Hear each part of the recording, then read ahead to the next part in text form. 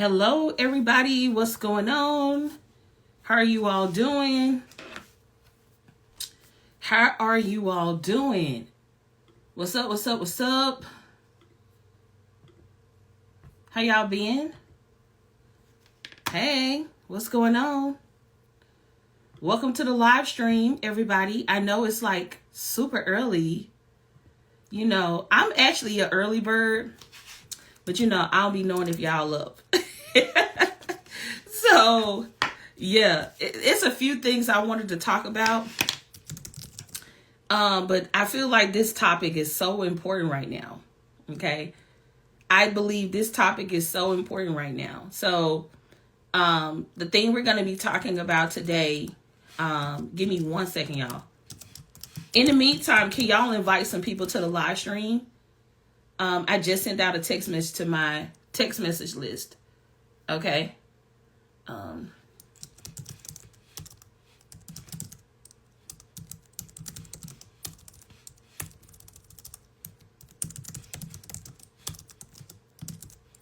Give me 1 second, y'all.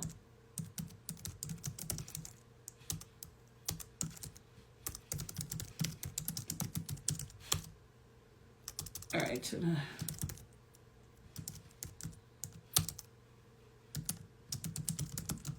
Okay.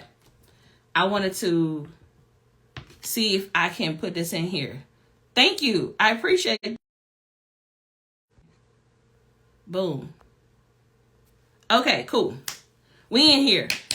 Let's go. Okay. So I want to talk about y'all content strategy. Can we talk about y'all content strategy? Okay. We got a lot to cover today. Okay. Like, we gonna have some fun, but y'all know how I'll be. I'm gonna get on y'all a little bit. But I want to talk about your content strategy. And the topic today is, are you attracting or repelling your best clients? Okay. Are you attracting or repelling your best clients? That's what we're about to talk about today. My name is Audria Richmond. I'm a marketing and launch strategist. I work directly with my clients to teach them how to build uncloned brands and launch profitable marketing campaigns. We are the brand that you come to when you want to become or remain the obvious choice of your industry. All right. So today's topic is about, are you attracting or repelling your best clients? And a lot of this has to do with your content strategy. So Audria, what are you talking about? My content strategy. How many of you all use social media to get clients or customers? Put me in the chat if that's you. How many of you all use social media, whether it's Instagram, YouTube, Facebook? It doesn't matter which platform. If you use social media to attract clients and customers, put me in the chat. Okay? Great. So we have quite a few people here who use social media to attract clients and customers. Do you know that, or did you know, did you know that what you post on social media has a direct correlation to the type of clients you're going to get? I'm going to say it again. Did you know that the type of content you post, okay, the type of content you post will determine the type of clients you attract? Let me give you an example. And I'm going to try my best to talk in a way where y'all don't necessarily know who I'm talking about. But I'm seeing a lot of people post content that's out of alignment with who they want to attract. Okay? I'm seeing a lot of experts, a lot of people post content because they want more engagement. They feel like it's a great engagement strategy. If I jump on this trend, if I talk about this random thing, if I do this random dance, I'm going to go viral, and then eventually my clients are going to find me. And I don't personally know who's teaching this, but I can tell you as a consumer, you're out of alignment. Okay? You're out of alignment. if I am coming to your page to learn how to eat better, as an example, if I'm coming to your page to learn how to eat better, and your last couple of posts is you doing B-roll of you playing with your toes, or you doing B-roll of you riding in a car, or you doing B-roll of you at the club, or if you doing like, you get what I'm saying? Like, oh, look at me. I'm heading to the club, y'all. What's up? How y'all doing? What's up, Instagram fam? I'm like, okay, sis, where them goddamn food tips at? Does that make sense what I'm saying? Just put yes in the chat. Okay? If it makes sense, just put yes in the chat.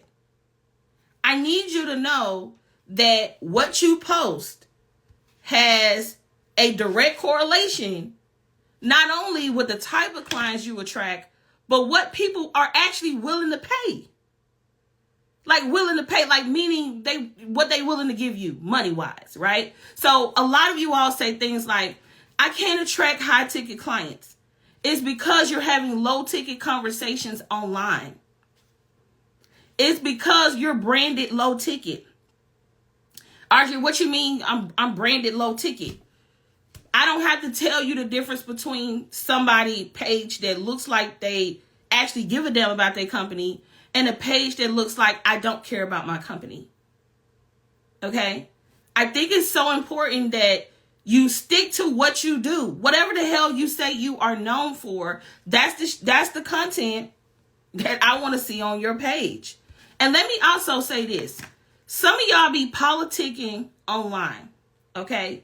Some of y'all be politicking online. And what you don't know is you're repelling clients.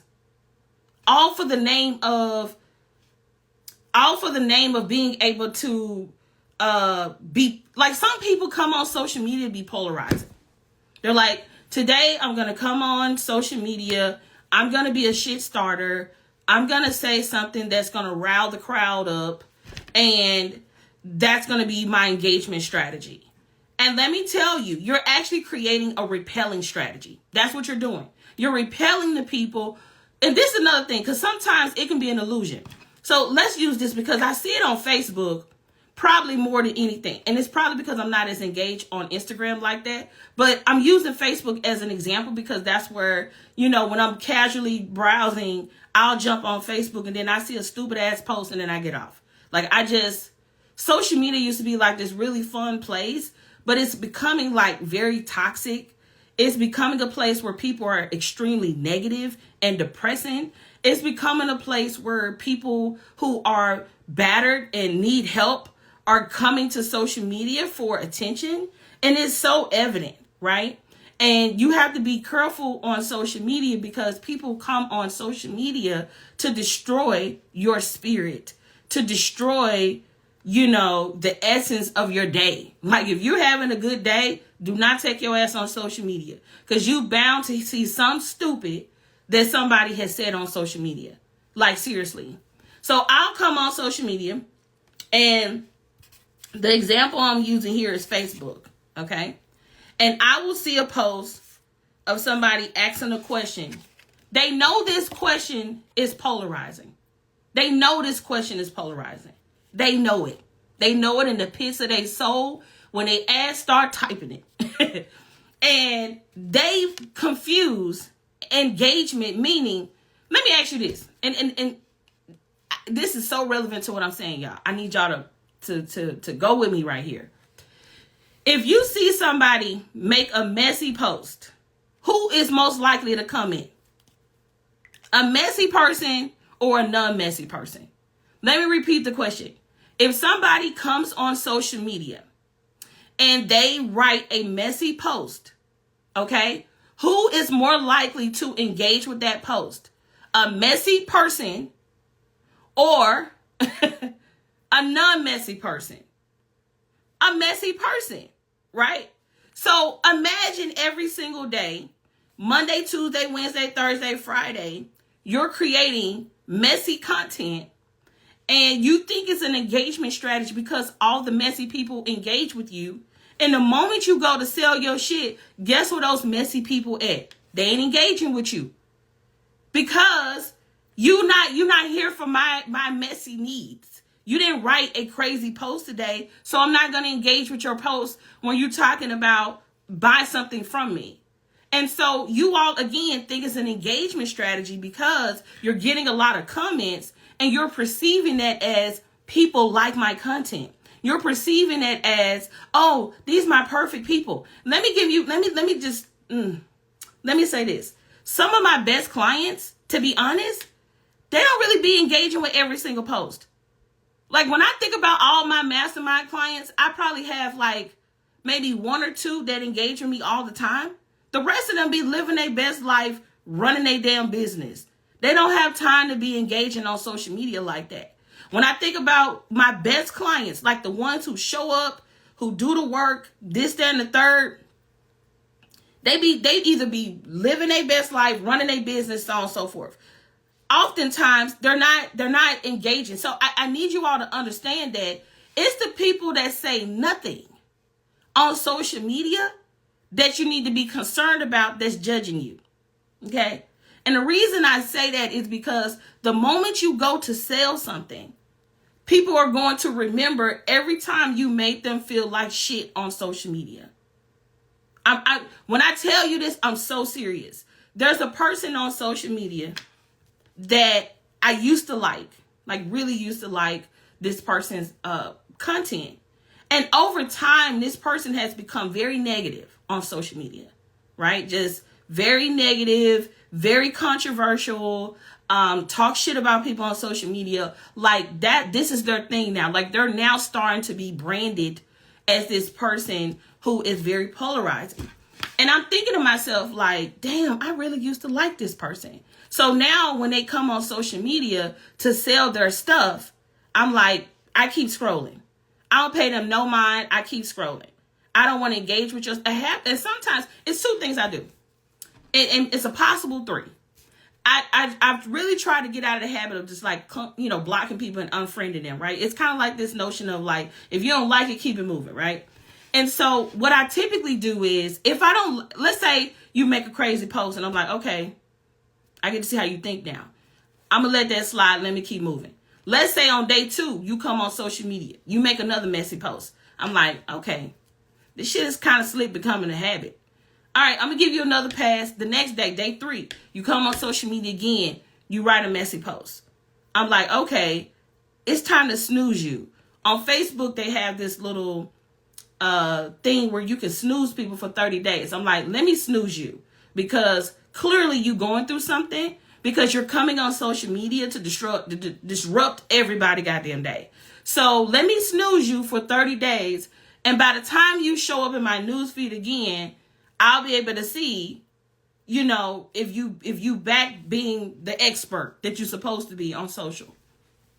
And I'm more so talking about people who use social media for business. That's what I'm talking about. I'm not talking about people who on here to just check in on Lil Boo Boo and Lil Ray Ray. I'm not talking about y'all. I'm not talking about the people who use social media for leisure. I'm talking about people who are using their social media channels, whether it's personal, whatever, for business. That's who I'm talking about. So by the time you come back around in those, by the time you come back in my news feed 30 days later, are you still on the same crap?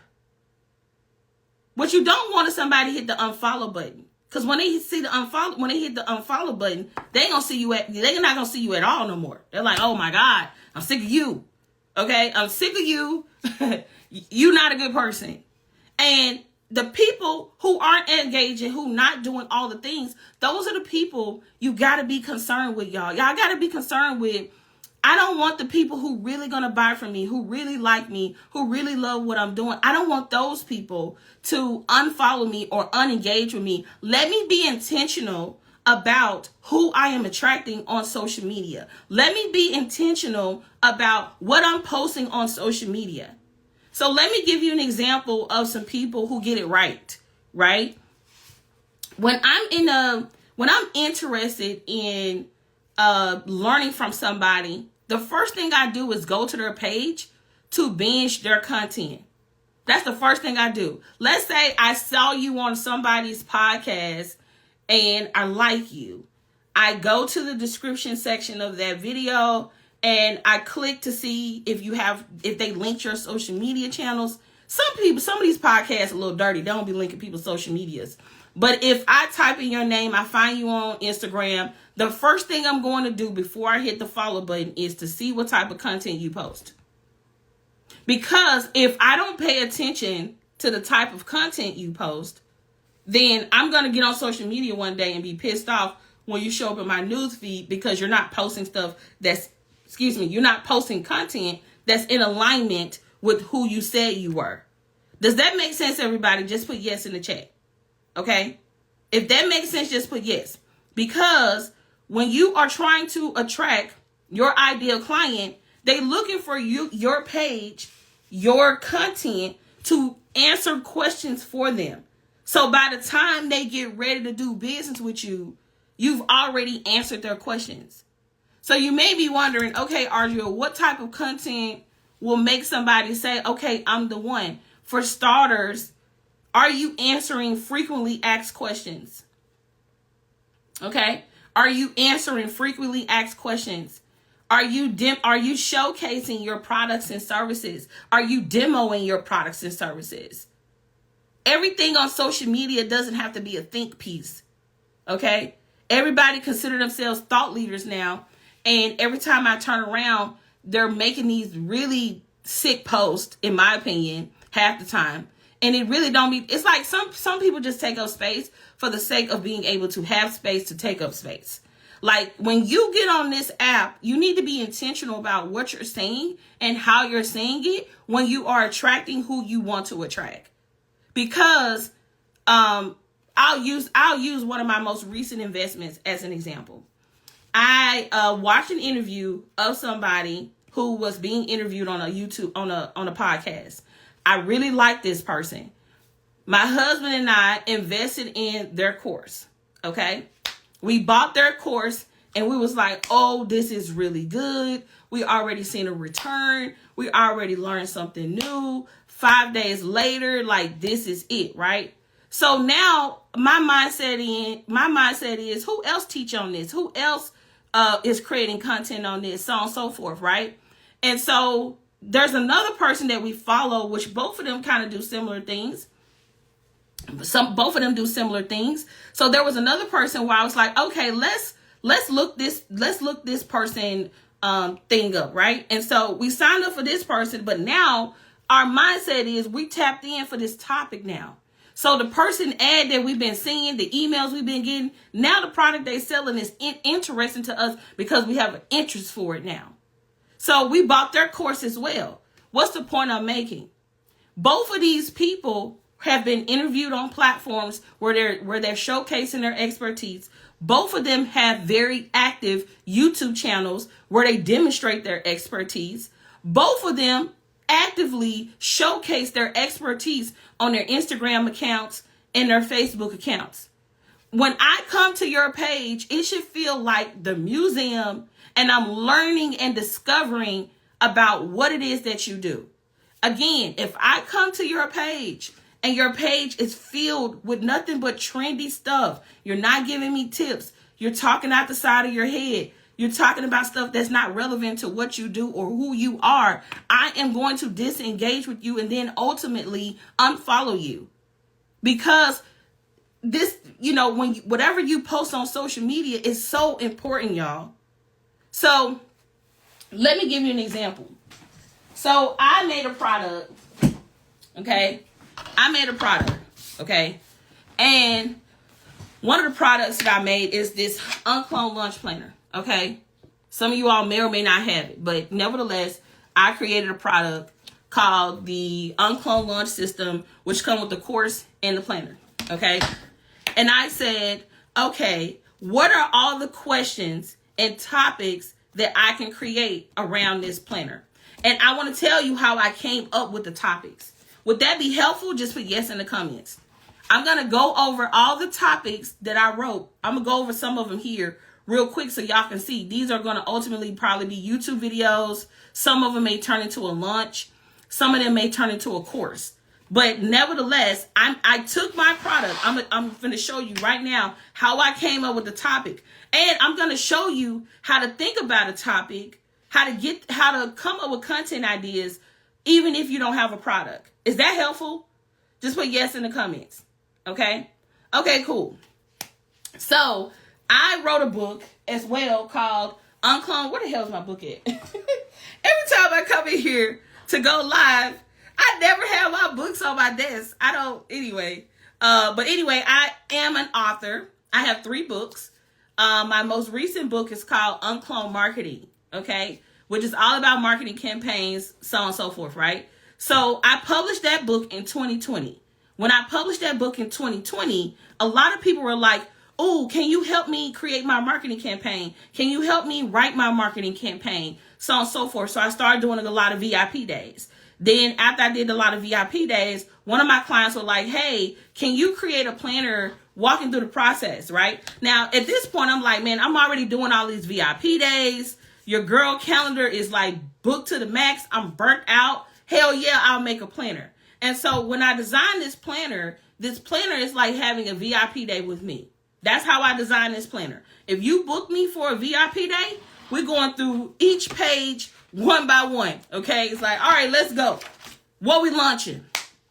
I'm launching XYZ course, blah, blah, blah. Okay, cool. What day we launching this? I'm launching this on this day. Based on what you said you want to launch and based on what you said you want to include, I don't think this is a good launch date because you got to create this, and this. These things need to be in place. You need time to hire a team, blah, blah, blah, blah, blah. Let's move the launch date to X. Is everybody following? Just put a 1 in the chat. Okay? If everybody is following, put a 1 in the chat. So I ended up creating this planner. Now this planner is about 400 pages.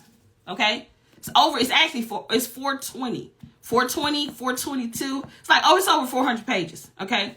And so when I created this planner, I said, and this is the thing too, and I really want y'all to kind of go back, look at your product suite, and look at all the stuff that you sell, and think about all the questions and topics that you can talk about, whatever it is that you do, right? So let me know in the chat real quick, what do you do? Real quick, let me know in the chat, what do you do, or what do you sell, or what do you offer? Let me know in the chat real quick, okay? And the reason for this is because whatever you do should become the driving force for conversation. It should become think about this. Think about your content as answering interview questions. Oh, that's good. Okay. Excuse me. That's good. So think about your content as answering questions. Okay. Right? Like if somebody was interviewing you, think about it as interview questions. Think about that. So if you thought about your brand, your expertise, what you do, and your page became like, you have a question and your content is the answer, wouldn't that be a cool way to kind of think through, okay, what am I going to talk about? Right? So that's one way you could do it. The second way you could do it is based on what I sell, these are all the topics that I could talk about when it comes to this one product. Right? So for an example, I will use the career transitioning coach as an example, right? So for the career transitioning coach, I'm going to give you a few topics that you can talk about. Number 1, how do I know when it's time to transition? That's a great piece of content. Okay, now that I've made the decision to transition, how should I prep for the transition? The next thing, okay, so I've already decided that, one, you helped me decide on, okay, no, let's go back. 1, should I transition? Should I transition from what I have now to something else?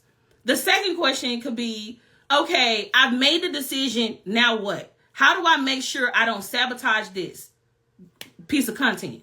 Another piece of content is, okay, I've made a decision to transition this, that, and the third. What are some of the obstacles I may come up with? So one of the obstacles may be, what happens if I want to transition, but I don't necessarily get the pay? Or what if I want to transition and, the job I want is unavailable? How do I create a job opportunity for me to get that job? Is this helpful, y'all? Just put yes in the chat. because you want to think about every single fear. You want to think about every single question. You want to think about every single problem. You want to think about every single thing that you know this person is going to deal with. You want to think through every single thing that this person is going to struggle with. You want to think through every single thing that this person is going to experience before, during, and after. If you look at your content like that, what is all the stuff that people are going to be experiencing before they need my service? Content. What are all the things that people are going to be dealing with during my service or buying my product? Talk about that. What are all the things they're going to be experiencing after my product? What are they going to be experiencing when they book the wrong service with somebody else? What are some of those pitfalls and misconceptions and things that people need to know? That's content. What are some things that I'm seeing in the marketplace that could trip my person up from making the right decision? What is overly saturated in the marketing that is straight BS that I can talk on, that I have the expertise to talk on? Does that make sense, everybody? Because if you can think about every stage in the journey, you would have too much content.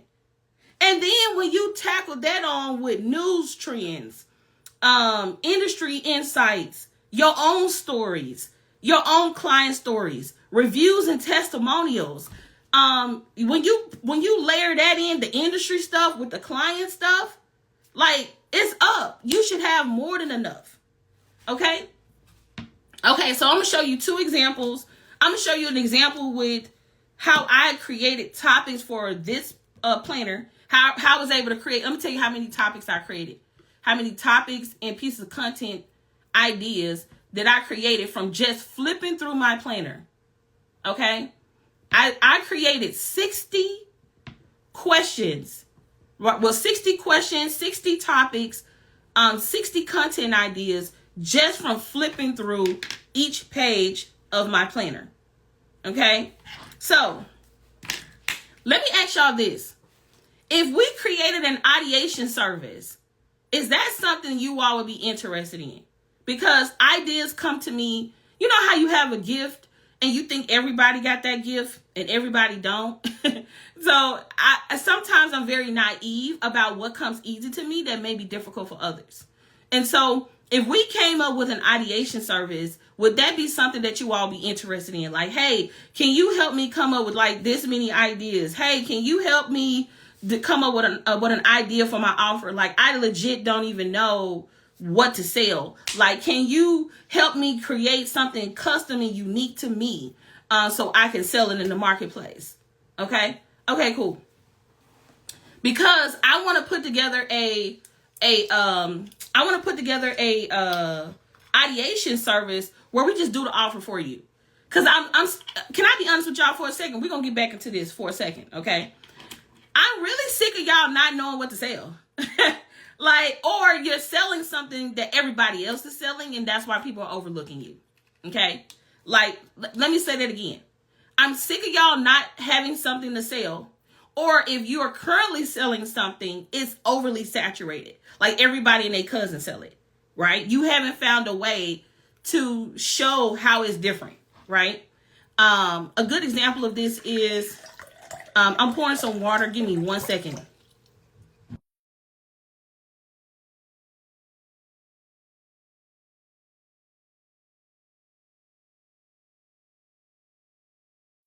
Okay, a good example of this is, I'm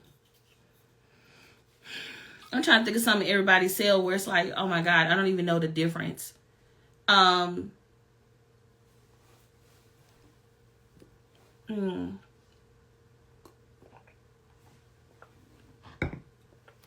Lashes.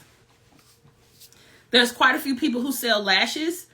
Oh, you said it. Oh my God. We on the same wavelength. That's so funny. That's so funny. We on the same wavelength. So, lashes, right? Everybody sell lashes, and I be like, girl, can I just go to the local beauty supply? Like, well, I gotta buy it from you. Like, what's the difference between your lashes and the beauty supply? And it seemed like you charging me way more. So anyway, I digress. But the point I'm making is sometimes you could be selling something in the market that could be perceived as a commodity, but there's an aspect of your product that's uncloned and you have not identified it. There's a part of your product that's uncloned and you haven't found a way to demonstrate that in your marketing and your sales process and how you show up. So that's something that we want to get into. All right. So anyway, let me jump into how I came up with the topics here. And then I'm going to show you how to do this with ChatGPT. And if you have any questions, now is the time to start putting your questions in the Q&A box or write your question down. So when we get to Q&A, we can answer questions. If we do not have questions at the conclusion of this live stream, I will end the live stream and we'll keep it moving. All right. There is no difference in all the different lashes in the beauty supply store and the overpriced ones online. Right. Are you saving this live? I plan to save this live, but I'm going to upload it to my YouTube channel. So I am going to take this live stream that I'm doing on Instagram, but I'm going to upload the replay to my YouTube channel. So if you want to, and this is just a little hack for y'all. If you want a centralized location to find all my Instagram live replays, majority of them, or if you want to see all the videos that we're putting on YouTube recently, which are fire, by the way. We've been posting every single Wednesday this month in May. Just type YouTube in the chat and we'll send you the link to subscribe to our YouTube channel. Let me also say this. When you subscribe to our YouTube channel, don't just subscribe. Turn on post notifications. Okay? Don't just go to the YouTube channel and just subscribe. Make sure you subscribe and turn on post notifications. That way, when you go on, whenever I post a video or upload a video, you'll be notified, right? That's the whole point of turning on post notification.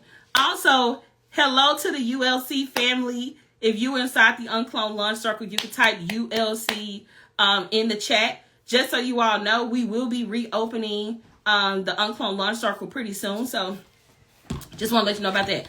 Okay, so let's get into how I created the topics for the planner, right? So just as a recap for those who are getting on, we're talking about, are you attracting or repelling clients? That's what we're talking about. Also, if you have any questions, save it to the end. So when I'm done teaching, I can answer your questions. So make sure you put it there. Okay. Okay. So the launch circle, not the launch circle. So what we're talking about today is are you attracting or repelling your best clients? And we started the conversation with how people are posting content that's polarizing, all for the sake of getting engagement when they're really repelling their best clients. And I was also talking about how some of your best clients are not necessarily, liking and commenting and engaging with your content. Sometimes your best clients are sitting on the sidelines and they may not necessarily engage with you. If they're interested in buying, they just gonna go to your website and buy.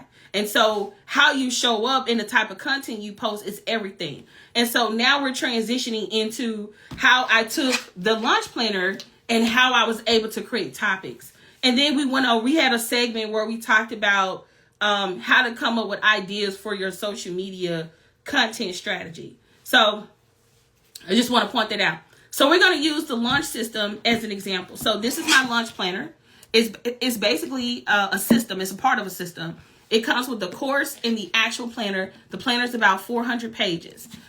You get this free when you join the launch circle. Okay. So what we're talking about right now is how I took my planner and created 60 topics, questions, and content ideas just by flipping through the planner.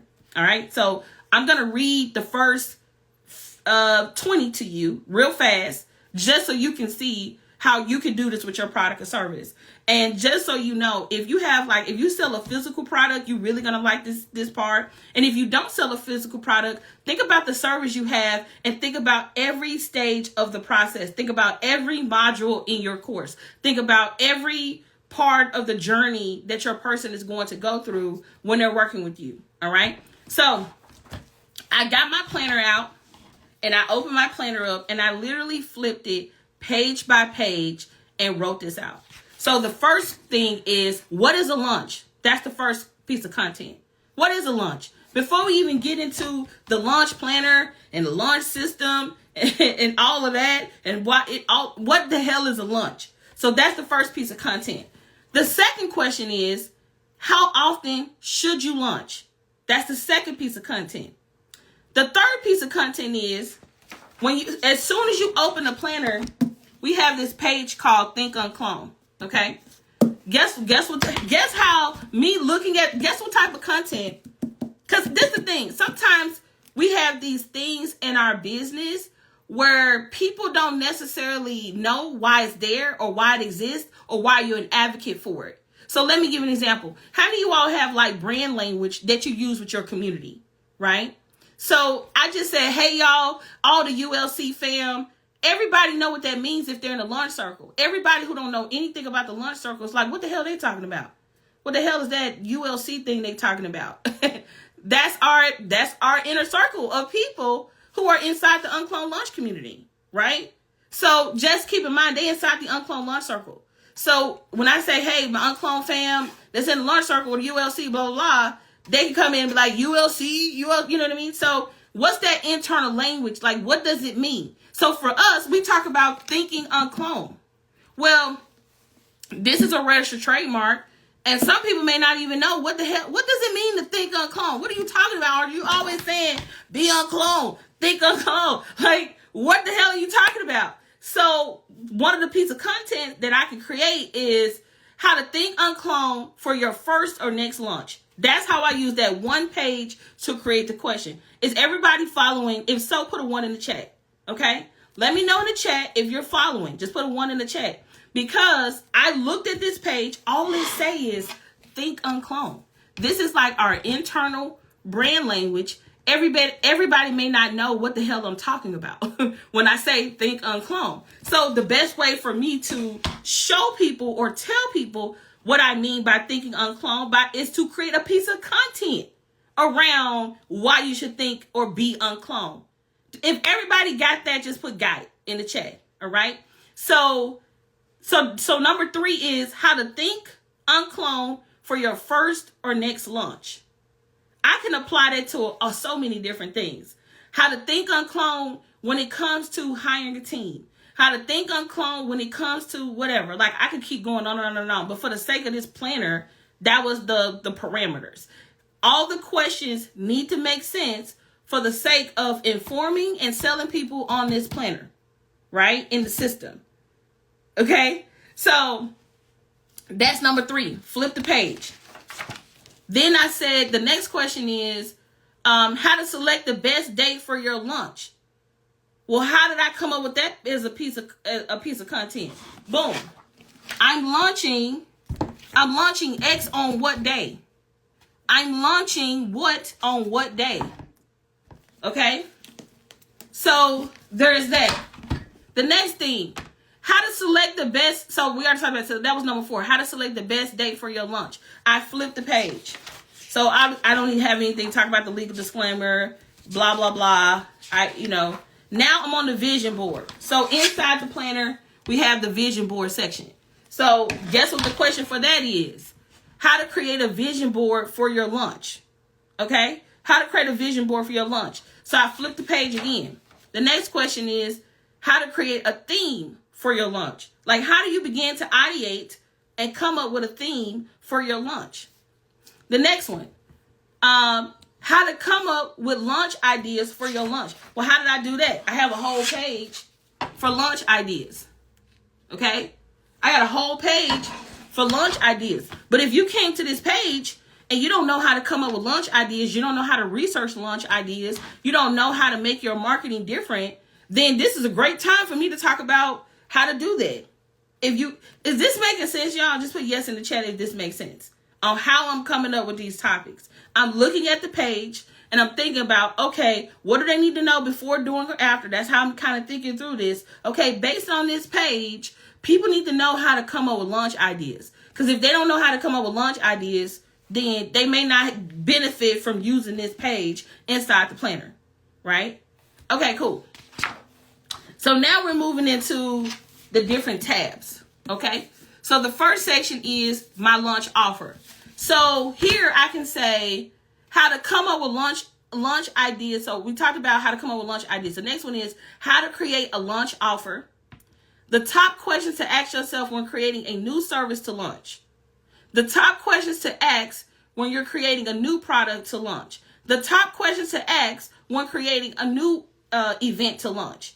And I got all of that from these questions that's inside of our planner already. If you have the planner, you already know what these questions are. But if you don't have the planner, you don't know what the hell those questions are. You see, these are the questions. So when I do that YouTube video, guess what I can do? I can pull 10 questions or 5 questions from that section and then upsell people into getting the planner, because when you get the planner, you might get 30 more or 40 more, so on and so forth.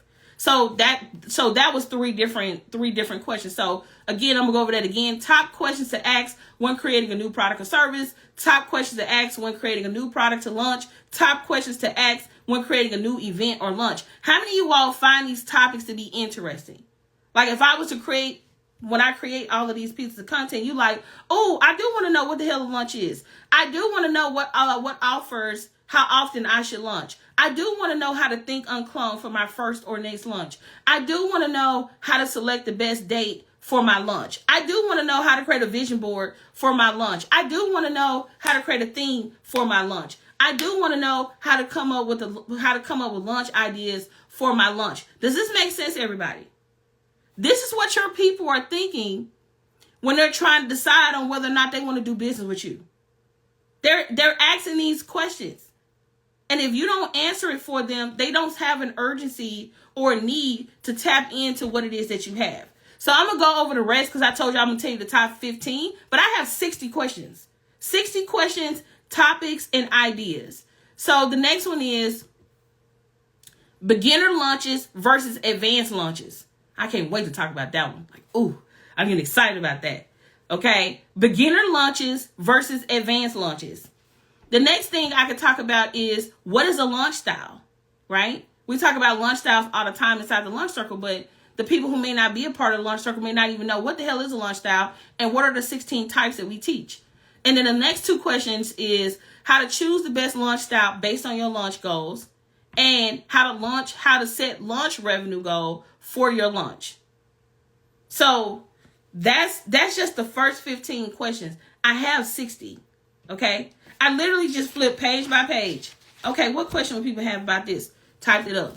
Okay, what question would people have about this? Typed it up. That's how I came up with all of these topics and questions and discussions for our YouTube channel and or our audio newsletter. Okay? Okay, cool. So there's that. Hopefully that was helpful. Now, let me show you some prompts. Let me tell you a prompt that you can put into ChatGPT. If you don't know, if you like, I don't know what people want to know about what I do, right? I don't know what people want to know. So let me give you some prompts that you can put in. I did this with my hairstylist yesterday. So I was getting my hair done and my stylist was like, hey, you know, what can I talk about as a natural hairstylist, right? And guess what we came up with? This is what I typed. This is the exact prompt that I typed into YouTube. I mean, not YouTube, ChatGPT. So with ChatGPT, I said, what are some top questions about black natural hair? What are some top questions about black natural hair? And it started writing out all the answers and then start segmenting the questions by different aspects of natural hair. So one of it was like hair care and maintenance. How often should I wash my natural hair? The second question is, what are the best practices for moisturizing my natural hair? The next question was, how do I prevent breakage and split ends? If you saw a video like that, would you tap in if you had issues with your natural hair? Just put yes or no in the chat. Do y'all see how content can be easy? See, y'all be thinking that you need to be doing the stanky leg in every piece of content. You be thinking that you need to jump off the nearest roof and do a split just to get attention on social media. It ain't that I couldn't even get it out. It ain't that goddamn hard for your ideal client, okay? Your ideal client just wants you to answer their damn question. That's it. Can you help me? I have X problem. Do you have the answer? That's it. That's all your people want to know. They don't want to know all that extra shit y'all be doing, okay? Just get on this damn app, answer some questions, have some interesting topics and discussions, and get to the money. Like, it's literally that simple, y'all. So then, once it made those questions, I said, hey, can you, this is another thing I said. I said, okay, I see you cooking, chat. I see you cooking. I said, all right, provide me with a list of 200 questions. That's what I said. I said, hey, provide me with a list of 200 questions, right? That just started cooking. Do you hear me? That just started cooking. So it gave me 20 for hair care and maintenance. It gave me 20 for hairstyles and styling. It gave me 20 for growth and health of hair. It gave me 20 for products and ingredients. It gave me 20 for transitioning and big chop. It gave me 20 for color and chemical treatments. It gave me 20 for protective styles and extensions. And it gave me another 20 for kids and natural hair. I asked it for 200. 200.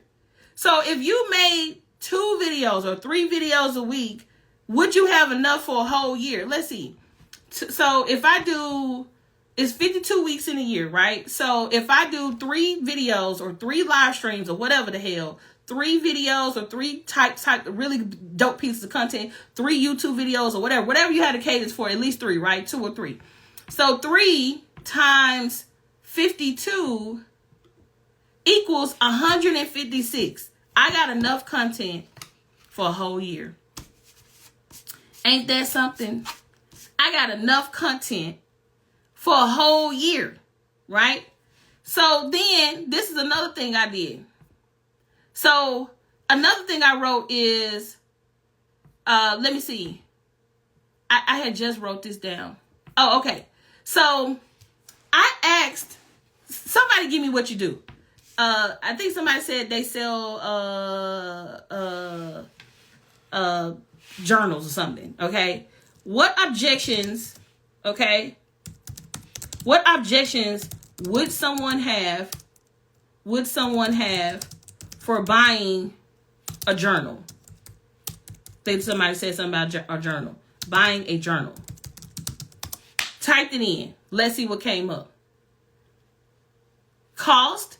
Some people might find journals expensive or not worth the price, especially if they're high quality or specialty journals. The second thing is said commitment. Keeping a journal requires a regular commitment to writing, which can be daunting for those who have busy schedules or who feel the lack of discipline to maintain the habit. Do y'all know how fire this is? It gave me 8. So what I do with ChatGPT, sometimes I'll say, okay, this is me working chat ass. I say, hey, chat, do you have more? Okay? Because sometimes it'll give you what it has, and then I'll type in, do you have more? I just said, give me some objections. Then I said, okay, do you have more? And it's like, oh, yes, sure. Lack of writing. So let me tell you what it gave me first, so you can see.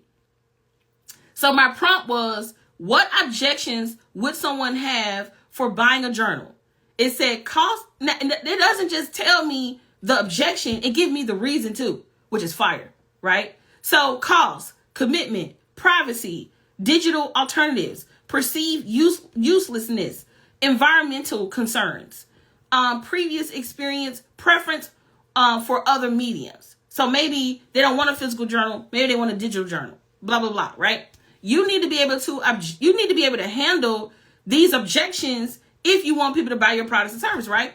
So then I said, hey, do you have more, right?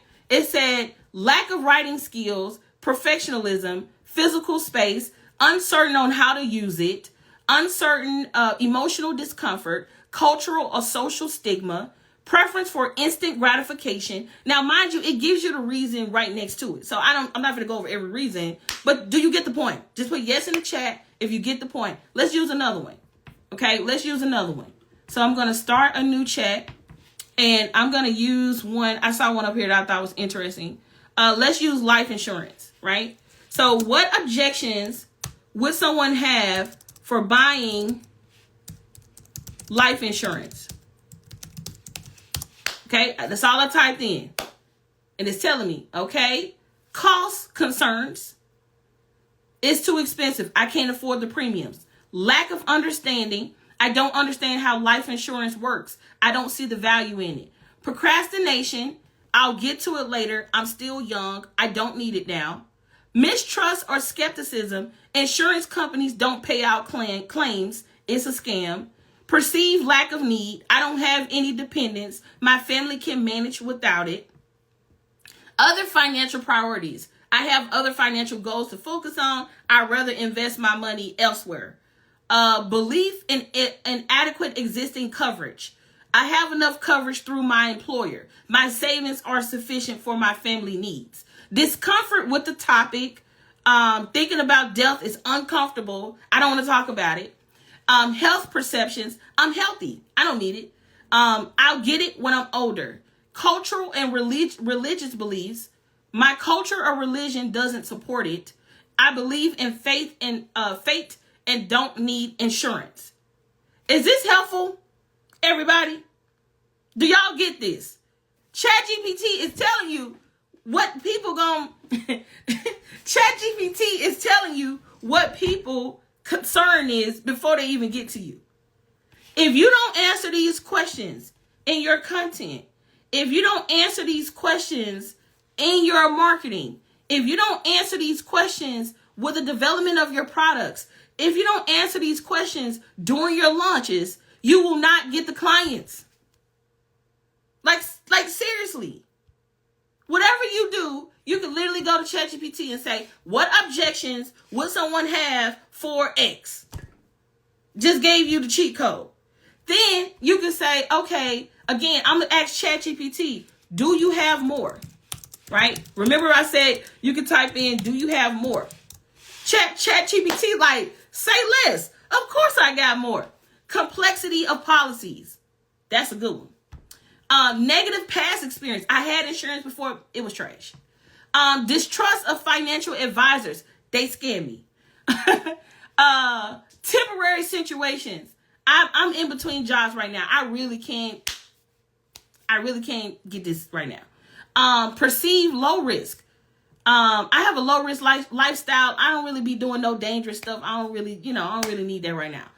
Belief in self-insurance. I believe I can be self-assured by saving and investing. I don't need insurance. Is this helpful? So when you're thinking about like, okay, what can I talk about? Boom. You need to answer these folks' questions.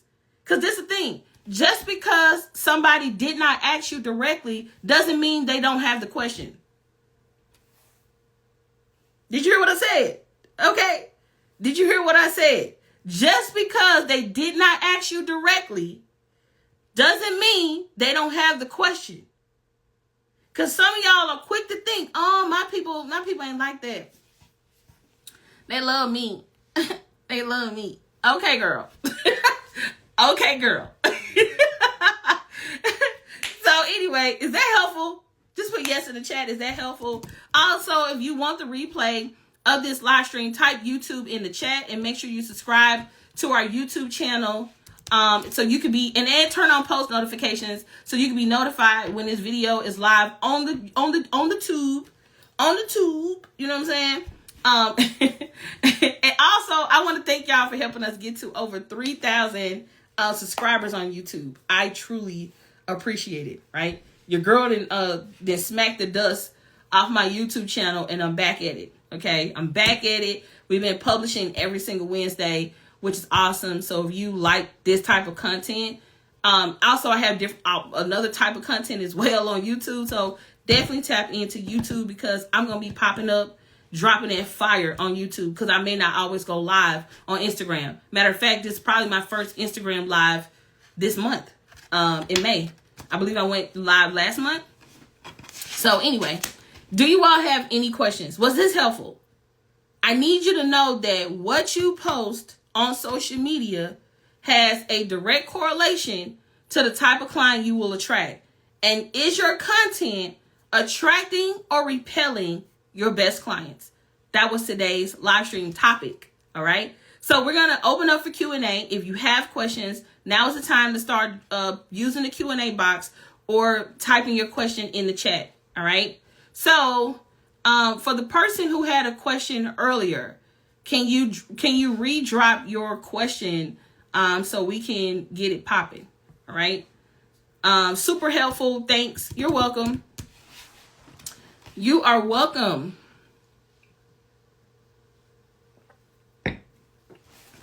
Drink me some water. Do you all have any questions? If so, type it in the chat. Type it in the chat. Don't use that Q&A box. I don't know why my Q&A box don't be working. That's just slick raggedy. So, amazing content. You're welcome.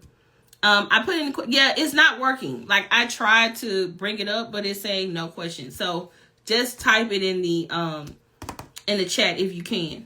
All right.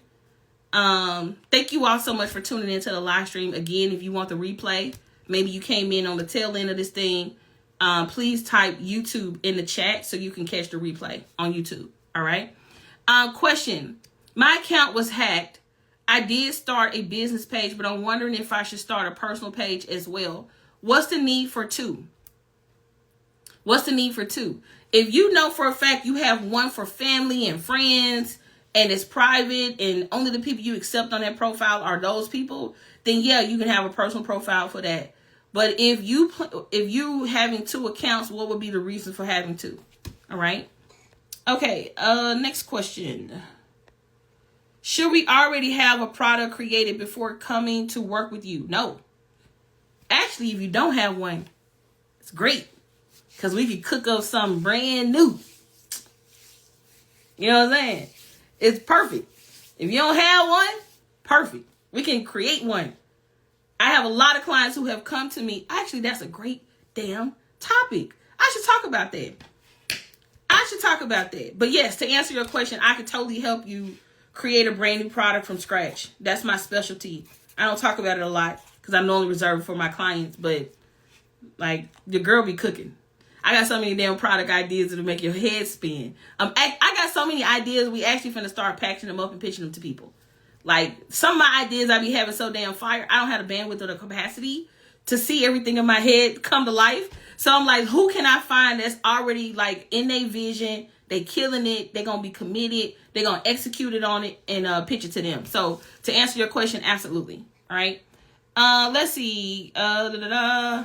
Next question. How can I use the same strategies for my NIL curriculum? Name, image, and likeliness. Same thing. Literally. What? Like, I'm finna use it, right? I'm finna put in like 2 or 3 different prompts for you.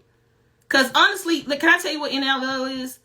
When NIL first came out, I'm thinking like this was some new phenomenon, right? I'm thinking like, oh yeah, this NIL thing, it's a new phenomenon. Child, NIL ain't nothing but personal branding with endorsements and you being able to get deals. Like, we doing that now. I'm branding myself. Like, this is my NIL. Name, Audria Richmond, image, face, and likeliness. Do y'all like, my likeliness? Like, don't be putting me on stuff, you know what I'm saying, without my permission. Like, anyway, that's what I thought. When I first heard it, I was like, what is that? But it ain't number name, image, and likeliness, right? For athletes, so on and so forth.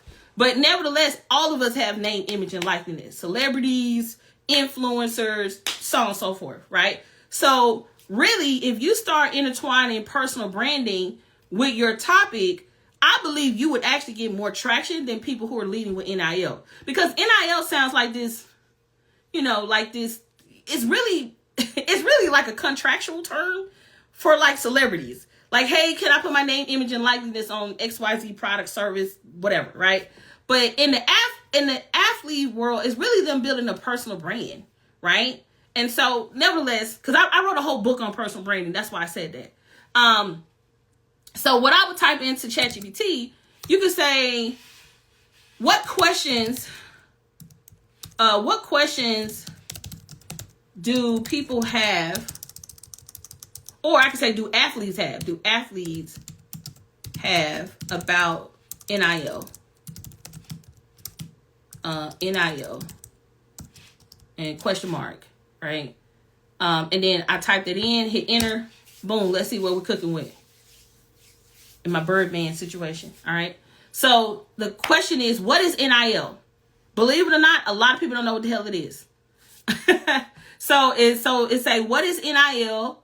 What does name, image, and likeliness mean? How does NIL differ from traditional athletic scholarships and endorsements? That's a good question. Eligibility and rules. Who is eligible to profit from NIL? What are some restrictions or limitations on the types of deals or endorsements athletes can pursue? How do NIL rules vary between different states and institutions? There's a guy, I can't think of his name. He's like a finance guy. And he reacts to people's content that be wrong on social media. It's so damn funny. But the flip side of that could be you talking about the different rules and what parents need to look out for. Financial and legal considerations, blah, blah, blah, blah, blah, right? How does this impact scholarships and team dynamics, branding and marketing? How can athletes build and ensure their personal brand? What I just say, same damn thing, right? But you could type that question in, right? So what questions do athletes have about NIL? This is another question you want to ask.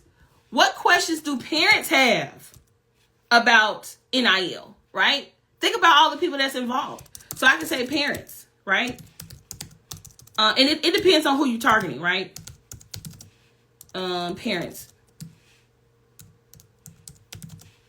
Okay. So put that in. And let's see what we get. Okay, so parents. Okay, so this is the questions that came up for parents. Understanding NIL. What exactly is NIL and how does it benefit my child? A lot of parents really don't get what this means. Hell, a lot of adults don't even get what it means for themselves. But a lot of parents are like, oh, I don't really need to prioritize this for my child. You know what I mean? Like, they'll deal with this when they go pro. When they really don't understand that, like, honestly, the earlier you can do it, the better you're setting your child up, right? You and I both know that, but the parent may not know that. How is NIL different from traditional athletic scholarships? Eligibility and rules. Is my child eligible to profit from NIL? What are the criteria? Are the age restrictions or requirements for high school athletes? How do NIL regulations vary from state to state? Blah, blah, blah. Financial and legal considerations. How will NIL earnings impact my child's taxes? Is this helpful for my NIL curriculum person? Like, so you got plenty of options. If I come to your page right now, which I'm going to screenshot your name. Boom. I'm going to write your name down. If I come to your page right now, do you have content on NIL? And if so, what are you currently posting? Okay. I'm going to look at your page when I'm done. But, are you posting this type of content to attract these types of people? Again, remember earlier when I said the type of content that you create will determine who you attract? It also can determine who you repel. Okay? The content you create has a lot to do with who you attract and who you repel. The people who are for your content going to be tapped in, they're going to be dialed in, they're going to show up. The people who ain't feeling you, they're going to leave. They're going to disengage. They're going to unfollow. They're going to stop consuming your content. So what you post on social media has direct correlation to the type of people you are going to attract. If you're posting messy, garbage content, you're going to attract those types of people. If you're posting professional, authoritative, authority building content, those are the type of clients you're going to attract, are people who respect you. And this is another thing. The type of content you post has also a lot to do with the type of clients you're going to get that's going to respect you. You don't want a client that's coming into your space talking sideways to you because they think y'all best friends. You know what I mean? Like, all my clients respect me. All my clients. I have a few sometimes who think they special, but for the most part, all my clients respect me. All of them. And I've already got rid of the ones who waste my goddamn time. So you want clients who are going to respect you as someone who can lead them. Period. And a lot of that has to do with your positioning. A lot of that has to do with how you're showing up on social. A lot of that has to do with that. So just keep that in mind. All right. Okay, so let me go back to the other question after that question. Okay. I answered that question. What type of products do you suggest for introverted women in leadership? What type of, let me read that again. What type of products do you suggest for introverted women in leadership? To be honest, some type of product that's going to get them out their comfort zone. This is another thing. Can I say something? Some of y'all know what people need. Some of y'all know exactly what your people need, but you scared to give it to them. Okay? I think your question came after everybody else's question. I'm answering the question in order. And I didn't see your question before that. Remember I told you to post it again? So yeah, if you could repost your question, that helps. But a lot of you all know exactly what your people need, right? Like a lot of y'all, you know exactly what your people need. If I was talking to women who were introverted and they were in leadership, I would create a product or service to get them to show up as a leader. Because when you're showing up as a leader, nobody gives a shit if you are introverted or extroverted. I'm just being honest with you. When I'm looking at somebody who's leading a company, I'm not thinking, are they introverted or extroverted? All I care about is, are you a good leader? Period. Do you embody what it takes to lead? That's all I care about. So if you notice that introverted women are coming to you, I'm not seeing it on my side. So I don't want you to think I'm ignoring you, but I don't see the question. Literally, I don't see your question. So you could simply just repost it. I got you. Okay? I got you. You can simply just repost it. I got you up here. My husband said he don't even see it. So I got you. So I'm not ignoring you. I just don't see it. All right? So, what was I saying? Shit. Oh yeah, leadership. So when I think about a good leader, right? Do you embody what it means to be a good leader? I don't really care about your personality type, right? Whether or not you're introverted or extroverted. You can attract women on a marketing perspective as being introverts, but I'm not saying they got to be extroverted to be good leaders. So I would say whatever content makes sense for an introverted leader to show up as a leader that will be respected, because this is the thing. What do your person want? That's the thing you need to get clear on. If somebody is coming to you as an introverted leader, why are they coming to you? Are they coming to you because they want to be extroverted? Are they coming to you because they're not getting opportunities?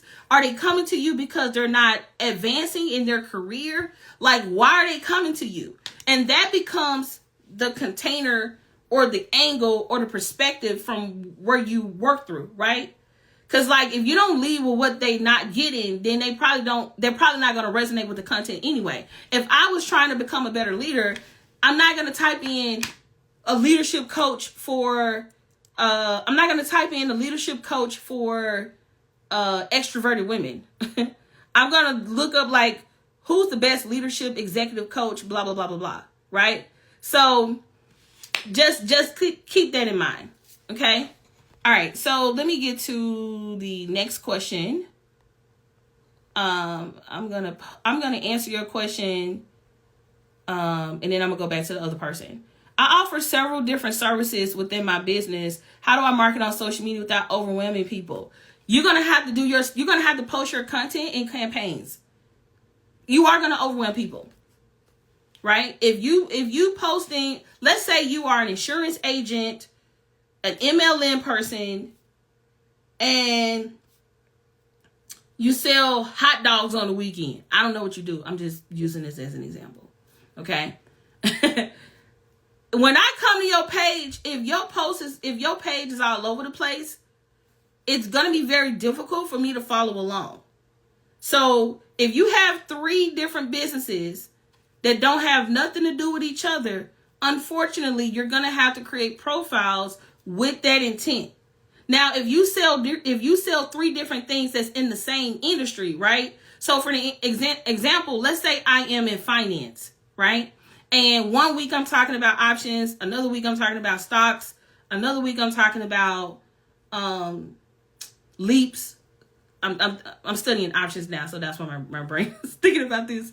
But if it's all in the same industry, if it all relates, then yeah, talk about it all, right? Because they all relate. But if you do different things and you're talking about different things, or every other post has absolutely nothing to do with each other, then you should absolutely create different profiles based on that. And this is why it's important to focus on something until you get some traction and momentum before you start adding on other things. Because I ain't gonna look, managing multiple social media accounts for the same thing I do is a lot of work. So imagine managing multiple social media accounts for like different things and all of that. Do not run yourself crazy. The first question I would ask you is, which one is bringing in the most money? Right? You think you can split your attention? Trust me, I done tried. The shit don't work. Okay? So which one of all the things you do, which one is driving the most revenue? Which one could you actually turn into a brand and go all in on and scale up? Right? So, all right. So let me go back down. Hopefully I answered your question. You said you independent postal office, content studio, small event space, and co-working space. They all sound like they go together except for independent postal office. What does that mean? Everything else go together except that.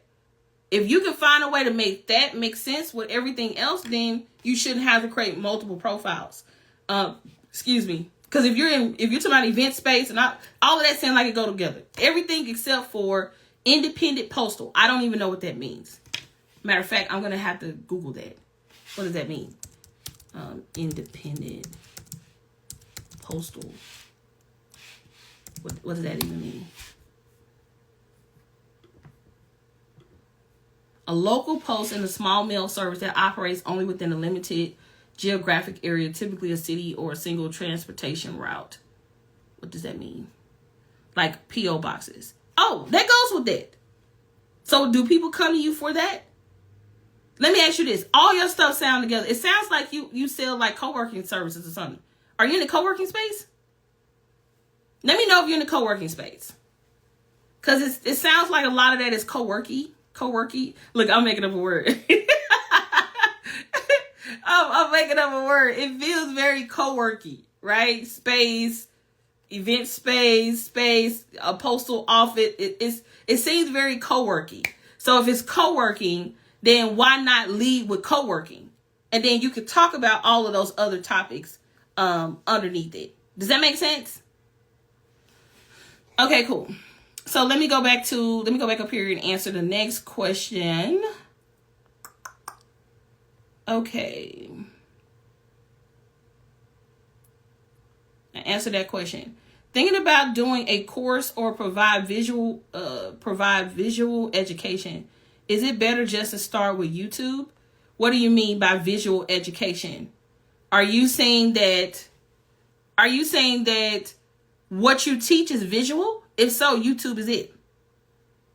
Like, I could come on here all day and like try to bring in slides with my photos and all of that, and I could do that, and that could make this live stream visual. But if it's something where you need to people need to visually see what it is that you're doing, then YouTube is perfect for that. Okay. All right. So if it's taking me a minute, y'all, it's because every time somebody comments, it pushes up the thing. So I'm trying to make sure I get to that. All right. So I answered that. I feel like I need to create more, blah, blah. How do you decide on what content to share versus reserve for your offer and product? So because of the algorithm, nobody's going to know the difference, to be honest. Like it really, like for instance, this is the best way to look at it, right? I could take a course and teach, let's say I take a 6-module course content and I teach topics from each one of them over the course of 12 months. Nobody knows that this go together. A lot of the stuff that I teach is out of order. So let me give you an example. Not on purpose, but if I'm teaching about, if I'm thinking about publishing today and I want to talk about publishing, and then tomorrow I want to talk about offers, and then next week I want to talk about intellectual property, like y'all would benefit from this, but they don't go together. You wouldn't do that in that order from a course perspective. If you're in a course, it's a guided experience where I'm saying step 1, do this. Step 2, do this. This is why sometimes people be like, oh, I could just follow your free content and I'm Gucci. Good luck. Because oftentimes I'm only teaching like 20 to 40% just general topics. And to be honest with you, a lot of the stuff I teach is stuff I wish you already knew, right? So by the time you come to me, you're educated, you're ready to roll. Then we can get to the meat stuff. We can get to the creative stuff.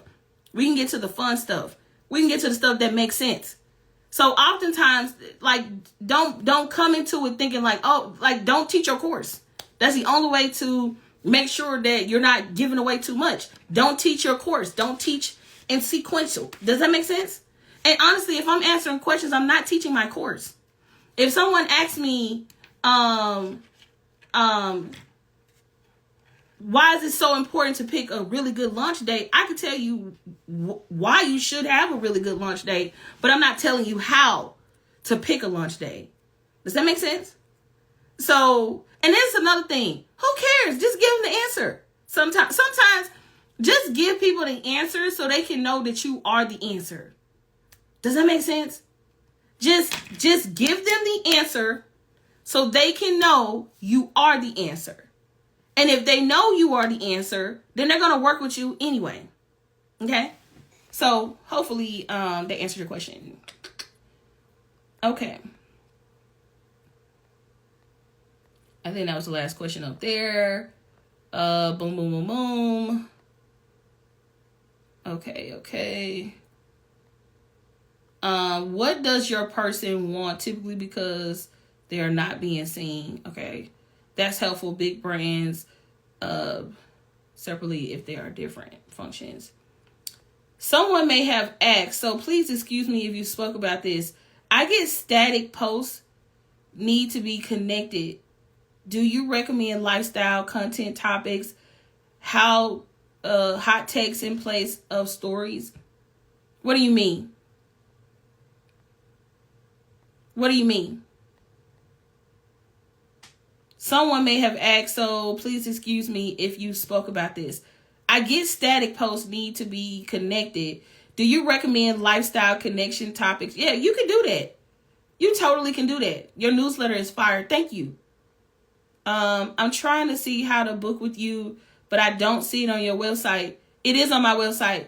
If you go to UnCloned, if you go to uncloned.shop or audriarichmond.shop, as soon as you get to the top, you can book a launch session, like a launch call. But I don't have like any generic calls. A lot of my calls are theme based. I am in the process of creating a page with the different types of calls that people can book, because people when we do our calls, I don't want our calls to be generic. So if you need help with your offers, you can book an offers call. If you need help with your launch, you can book a launch call. So on and so forth. I don't want to have like one general way for you to get into that. But if you want to contact me directly and I can set up a link for you based on your needs, you can send us a text message to 404, baby, put the rest of the number in there. I can't think of the number right now, but send us a text message to 404, put the rest of the number in there, Calvin. Babe. Put the number in there for me. There you go. Boom. So 404-965-4113. Text me if you don't see a link to get on the phone with me or book a call, right? So we can set that up. Okay, so I answered that. Boom, boom, boom. I answered that. Once you get the content you want to use, how do you figure out the best way to present it? So this is so good. That's a perfect question. So, this is so good. Like that question should actually be its own live stream. Like for real. Because I'm feeling a tangent in me, but I ain't gonna go there. But I'll say this. There's maintenance content and there's I'm selling something content. Okay? Let me give you an example. So the way I kind of describe this is, and let me also say that this is my theory. Okay? This is how we build our brand. These are the things that we have found over the years to work for us. And just so I can repeat the question is, once you get the content you want to use, how do you figure out the best way to present it? IG, video, reel, etc. Okay? Every piece of content you create should have a reason. Okay? Every piece of content you create should have a reason. So let's start with that. Why are you posting this? I'm posting this to get emails. I'm posting this to get sales. What's the reason? Now, some of you all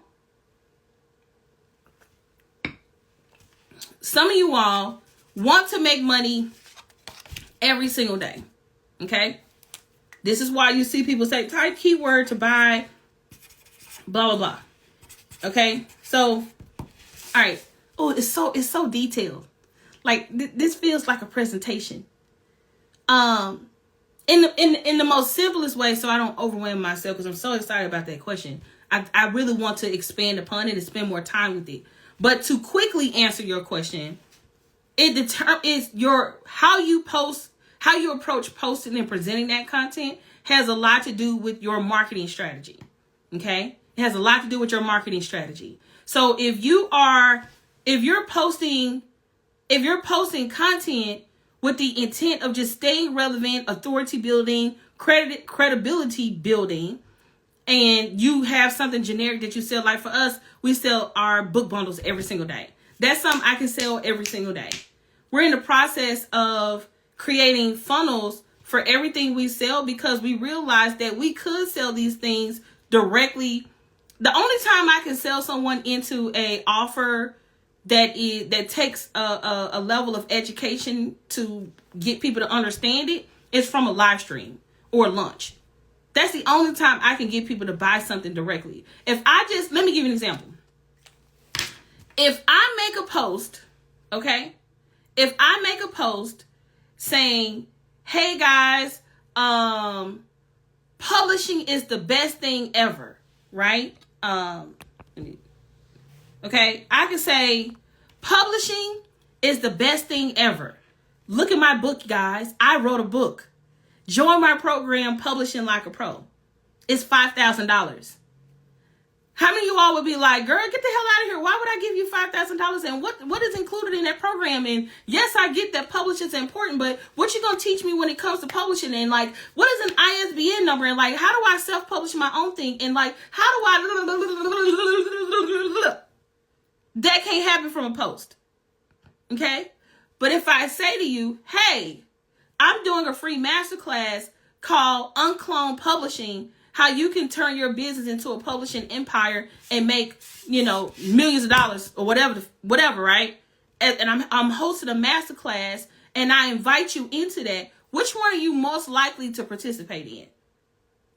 And then I invite you into that $5,000 offer after you went through a presentation that explains my point, right? It's kind of like if I was an attorney, right? And I said, publishing is the way to go. Give me $5,000. I have not convinced you enough. I have not educated you enough to make an informed, educated buying decision. But if I invite you into a masterclass where I spend 45 minutes to 60 minutes to explain why publishing is that's my evidence. My masterclass is my evidence. When you create content with a big claim, with no evidence to back it up, people don't believe you. They're not going to be like all tapped in to get it. Does this make sense, y'all? Because if you don't get this, you ain't gonna get nothing else. Because when you think about why I'm posting, it goes back to what I said. Like, what is your content strategy? Why are you posting? What's the reason for this piece of content? Because do this piece of content need context or not? Do this piece of content need context or not? And for me, the only thing that I sell currently that don't need context is my books. Right? People understand what a book is. They read the topic, the title. Okay, this book, Are You Ready for the Yes? It's about personal branding. I want that book. I buy that book. I don't necessarily need to like give you this full blown backstory. Or if I say, hey, you want to learn how to be uncloned, read Uncloned Life. Like, I don't necessarily have to like explain that to you. Or if I say, hey, you want to learn how to create a marketing campaign, read my book. Right? Like, I don't really have to like go deep with that. But if I'm trying to get you to buy a $5,000 program or a $2,000 program or whatever, I need some time to set it up first. I need some time to give context. I need time to back up my claim. I need time to provide evidence and proof that I'm the one that you should trust to buy this program from me. So when we talk about, you know, what type of content I should post or how I should set it up, it depends on the goal. If you say, hey, I'm posting this content because I want to get more followers, okay, is it a useful piece of content? Is it a content that people want? Is it a piece of content that people want to save? Is it a piece of content that make people say, oh yeah, you my person, let me get into that? Like, what type of content is it? Right? Because that's going to give the context for what I should do with this piece of content. And this is how you got to think about how people on social media. How many times have you seen some content on social media and you instantly smash the save button because you saw the value? Instantly. That's how you know that you're building authority and credibility, because people are like, oh, I really like this person. This person knows what they're talking about. Let me go ahead and save this. Like, oh, they told me 10 ways to do XYZ. Let me save this. Oh, they showed me how to do something useful that I didn't even know how to do. Let me save this. So you have to keep in mind when you're on social media, it's not just about posting. And this is one of the problems I have with some content gurus, is that they're telling you to post every day, on the clock, around the clock, all day, every day, when some of the content you posting does not give you the best setup to sell your products and services. Some of you all sell, I need to give context type of products and services. Everybody don't sell a set it and forget it, post it and forget it type of piece of content. And honestly, the people who are trying to sell content that who trying to sell products and services that need content and they're getting the money, they overworking themselves. Let me give you an example. Some content people, okay, would rather post 50 content pieces in a month than just host a damn masterclass. I don't know how to create slides. I don't know how to set up the technology. I don't know how to set up the Zoom. That's hard. But I'm going to sit here and bang out 50 pieces of content. What am I going to post today? Okay. What am I posting today? Okay. What am I going to post today? Okay. Some of y'all ain't even got to have no strong social media content strategy. Like, you literally could just put a masterclass out, show folks that you are that GOAT, and get your money. Does this make sense what I'm saying? Just put yes in the chat. Some of y'all be going all around the way to get to the goal, when you could simply just host a masterclass, introduce yourself, tell people what it is that you do, talk about your product or service, and invite people into an opportunity to say yes or no. It ain't that damn hard, to be honest. So anyway, I really do want to talk about that a little bit more, but that should at least answer your question. All right. Okay, so I answered that. Boom, boom, boom. Okay. Let's see. Yeah, absolutely. That's what I was saying. So yeah, you can put stories and lifestyle content, so on and so forth, right? Like I told some stories early on in this live stream, so you totally can do that. Yes, people still want the chef to cook even if they have the recipe. Absolutely. Like show me, because I need to know that you are the one. This is the thing, y'all. Y'all have to stop being scared to show people you that motherfucker. Excuse my French if you are like, oh my gosh, she said a cuss word. But like, y'all need to pull up. Some of y'all need to pull up. Some of y'all are like playing it all soft and easy and sweet and kind. And I don't. No. Like for some of these folks, you need to be on their neck. Like for real. Like y'all be playing it safe on this platform when you really know you the one. If you the one, act like the one. Pop your collar. Ain't even got one, but pop your collar. Pop that junk. You know what I'm saying? Like, pop your shit. So, anyway. Y'all work me up. Y'all better pop your shit and let these folks, look, I'm the one. I don't know about the other cats, but I'm the one. Okay? You need to work with me.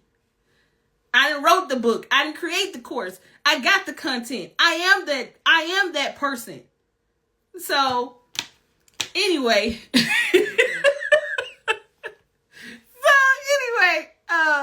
Do we have any more questions? Cause man, y'all be playing it safe on this app. And I'm real good at just showing up and showing out. Okay? That's what I'm real good at. I'm really good at, it's impossible. It's impossible for you to listen to me and not know that and not be like, oh, she read a lot of books. Oh, she taking a lot of courses. Oh, she well-rounded. Oh, she done a lot of, she the one. You may not want to pay my rates. Okay? You may not want to pay my rates, but you know I'm the one. You know I'm the one. You can go find a lesser version of me. But by the time you get to me, like, ain't no turning back. Ooh. I'm popping my collar, can y'all tell? By the time you experience me, it's hard for you to unexperience me. Okay? It's very hard for you to unexperience me. So I'm just saying, okay? All right, so I did that. My ex-partner was intimidated, made up a bogus story, told so many lies, and tried to destroy my image. I kept moving in spite of it. How do you stay consistent and keep the haters out of your head? Look, haters gonna hate. Let me give you an example. Ooh, I'm so glad you asked this question. I was on a popular marketers webinar last night. Okay? Popular marketer webinar last night, right? And this marketer, okay, is pretty big, has a huge following. If you was on a webinar, you've probably seen this. And he's presenting his presentation. Okay? He's presenting his presentation. And as he's presenting his presentation, let me set it up first. This presentation was set up with, hey, if you come to my webinar, okay, let me give you an example. So let me give you an example. The webinar was like, hey, if you come to my webinar, I'm going to give you this huge product, but you got to stay to the end, right? How many of y'all would come to my workshop? Listen to what I got to say. If I said everybody going to get a free planner at the end, just put me in the chat. Okay. Like for some people, this is like highly desirable. Hell yeah, I want that planner. What I got to do? I just got to stay to the end. So like that was the setup right? That was the setup for the webinar. It was like, if you come to this webinar, I'm going to give you this huge thing for free. Okay? I'm going to give you this huge thing for free. All you got to do is show up to the call, right? So is that giving you a setup of the type of people that was on this call, right? Does it make sense? Does that give you a setup for the type of people that was on this call? Now, the type of people that came to the call are like, I want that. I don't care what you're talking about. I may not have no interest in what you selling me, but I want that thing. I want that thing. And so I'm setting it up so y'all can understand the context to this workshop, right? So he gets to the end, right? Where he's about to pitch the offer. And these people are so I felt so bad for him. And all I could think about was, God, give me that kind of strength when haters show up in my space. Right? That's all I could think of. God, please give me that strength when haters show up in my space. Keep in mind, this person has spent all this money, time, energy, and effort to craft a presentation, to present to a group of people who didn't give a shit about the presentation, who just wanted the thing that he was giving away at the end. And they were saying things like, get to the point. Get to the point. When you gonna be done? What's the link? Oh my God. When you gonna finish? Please give me the link. Please give me the link. Can you please give me the link? Please give me the link. Oh my God. Like, you still talking. I got somewhere to be. I gotta go to work. I gotta this. Oh my God. You a spam. You a scam. These folks were just rude as fuck. Okay. And all I could think to myself was, God, what would I do if I was in that situation? Like for real, I want y'all to think about this. Imagine putting together a webinar to present to a group of people, and the people who want what you have don't want to listen to you.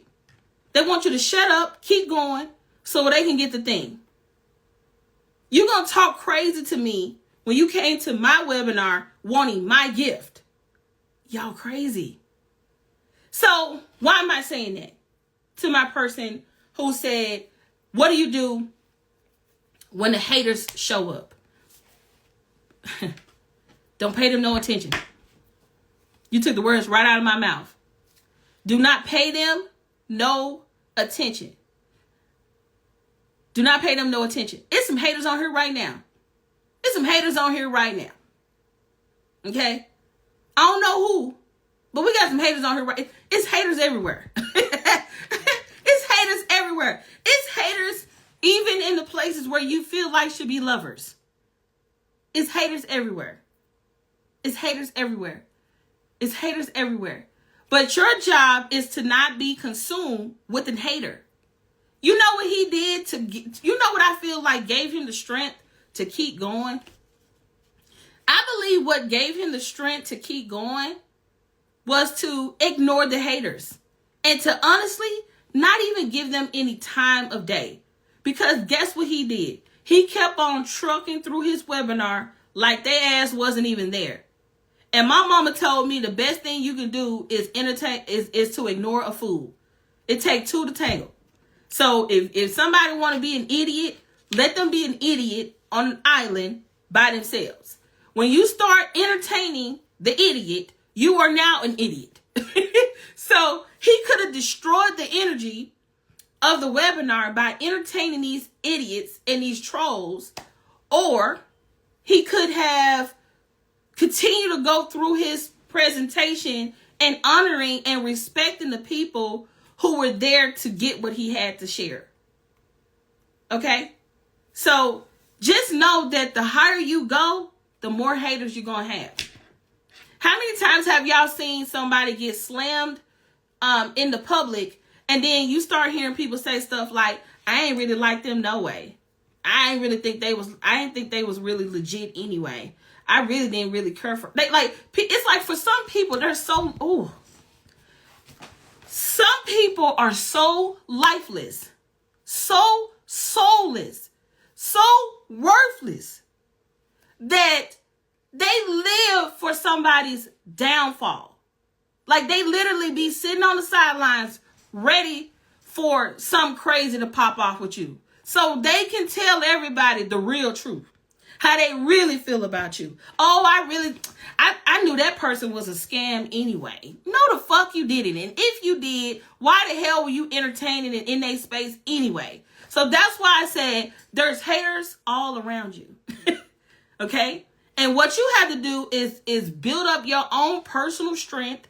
You got to get really good at repelling idiots and keep your eye on the prize. Period. Okay?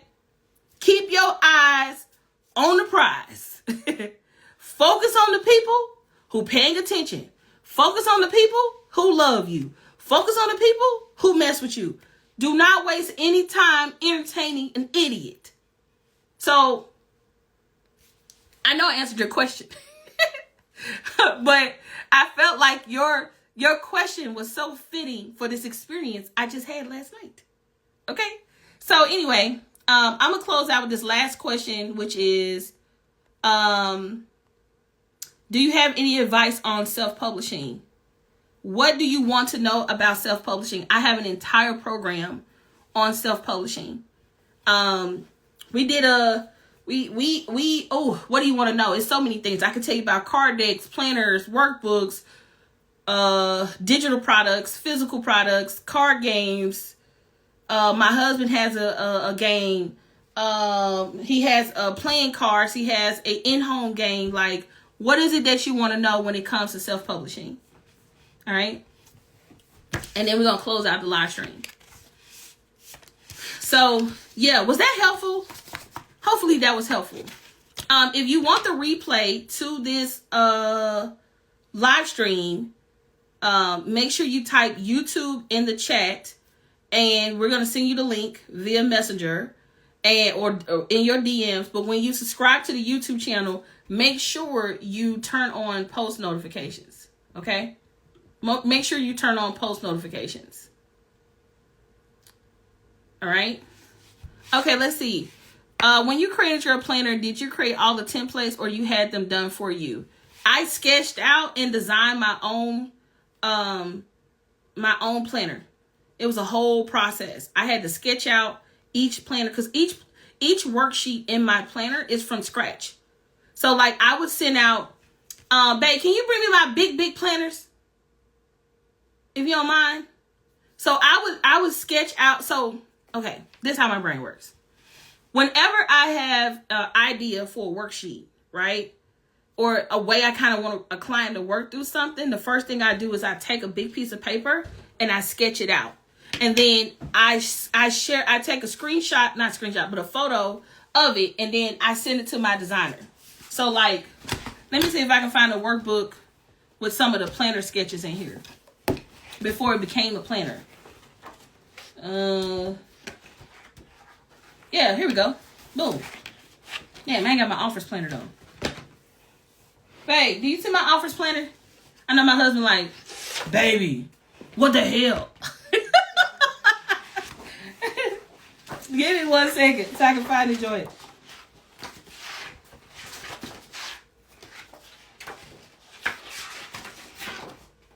Okay. So like, this is one of the sketches. I know, look, don't be going off on my sketches, right? don't come for my sketches, okay? So here's my sketch, okay? And then I got to show you how it turned out in the workbook, because in the actual planner is fire, right? And so my designer at the time, I would send the thing to her, and I would voice note or create a Loom video of what I wanted, and then she would create it. Okay. So the next example of a worksheet, I was trying to see if I got my office planner. I don't really know.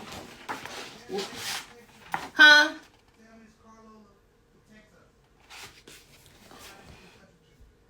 How do we get into text with you? Text me.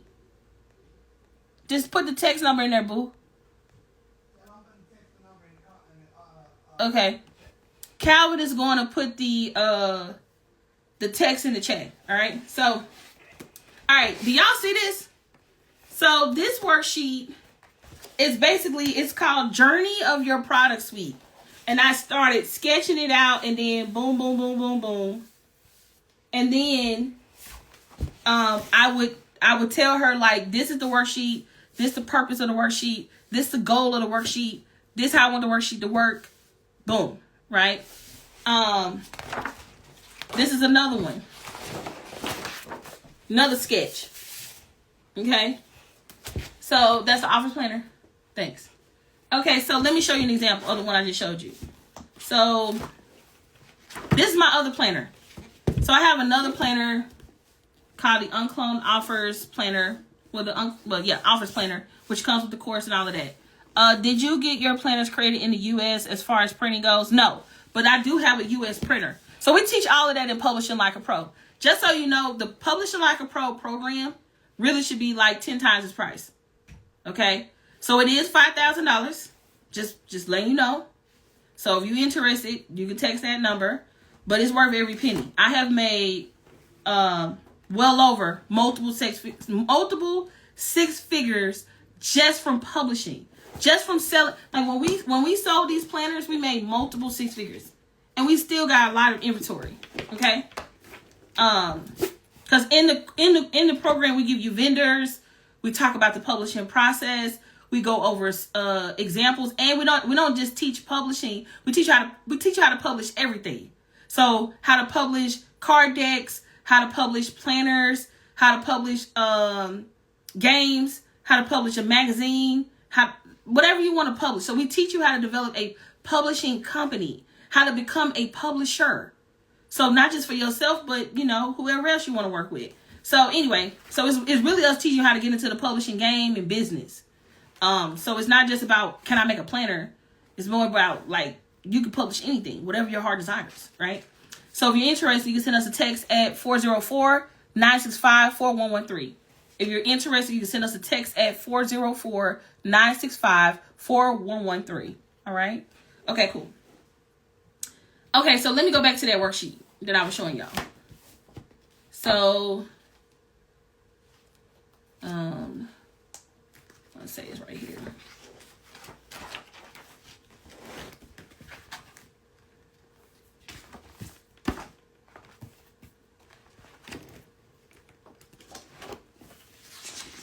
Give me 1 second, y'all. And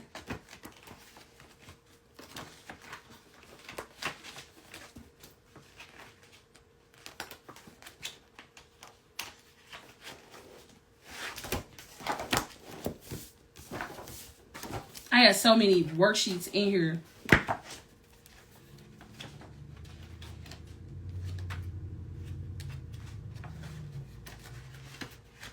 Give me 1 second, y'all.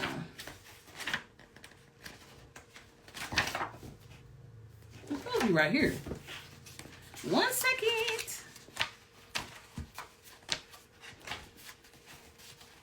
Here we go. So you remember that journey page that I showed you? This is the final page. You see it? So let me show you. I sketched out this, and she designed this. Can you see it?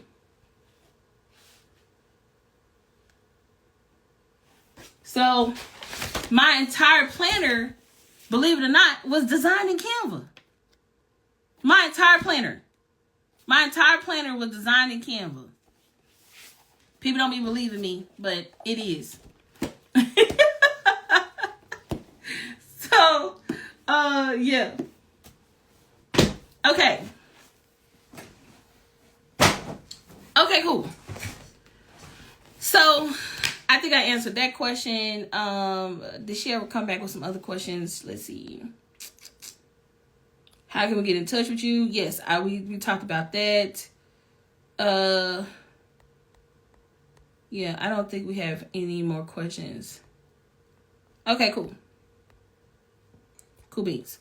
Yeah, so if you all want, if you went to our shop, if you want to learn how to work with us personally, send us a text message so we can learn about your business and what you need help with, and we could possibly put some something together for you based on what you need support with.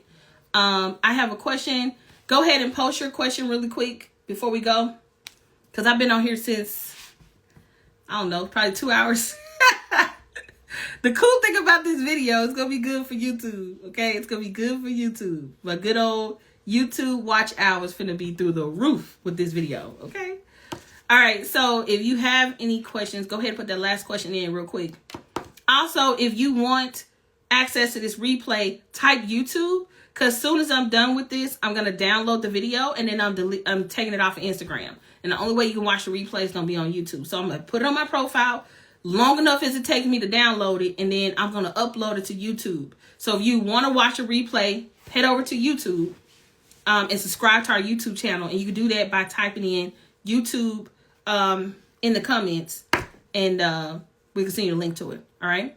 So I want to create a high ticket offer. What are some examples in the homeschool space? I actually have a client that's in my mastermind who is in the homeschool space. When we talk about high ticket offers, I actually got a lot of good videos on my YouTube channel about high ticket. Let me tell you what the name of the videos are. One second. I just did a whole video on this, I think the other day. Hold on. So I have a video called It's Time to Raise Your Standards. I highly recommend you watch that video. It's called How to Raise Your Standards. How to Get More Clients by Improving Your Sales Process. That's a really good video. And I just did one on how to get high paying clients. Let me type it in. High paying. I don't know what the hell that was. How did the balloons come up? I have no idea. Like, what? Okay, so I have a video called Unlocking the Secrets to Attracting High-Paying Clients. That's the name of the video, okay? Unlocking the Secrets to Attracting High-Paying Clients. That's the video on YouTube. So go and watch that video. And then there's, actually, I got so many damn videos on this topic. So it's 3 videos. Let me tell you 3 videos. The first video is Unlocking the Secrets to Attracting High-Paying Clients. The second video is How to Attract High-Paying Clients. And then the last one is 5 Ways to Attract High-Paying Clients. You can't get any better than that. I should actually turn it into a playlist. Yeah. So Unlocking the Secrets to Attracting High-Paying Clients, How to Attract High-Paying Clients, and 5 Ways to Attract High-Paying Clients. If you just go to my YouTube channel and go to search and type it in, you'll be able to see all the videos. So yeah. And y'all, my YouTube channel fire. Like, for real. Make sure you subscribe and smash the notifications button so you can be notified when I go live on YouTube. All right. Or when we post a video. Okay. And then I saw one more question, which is, how do I figure out who my ideal client is? If you have clients, I would interview them and talk about, like, hey, what made you decide to work with me, and so on and so forth.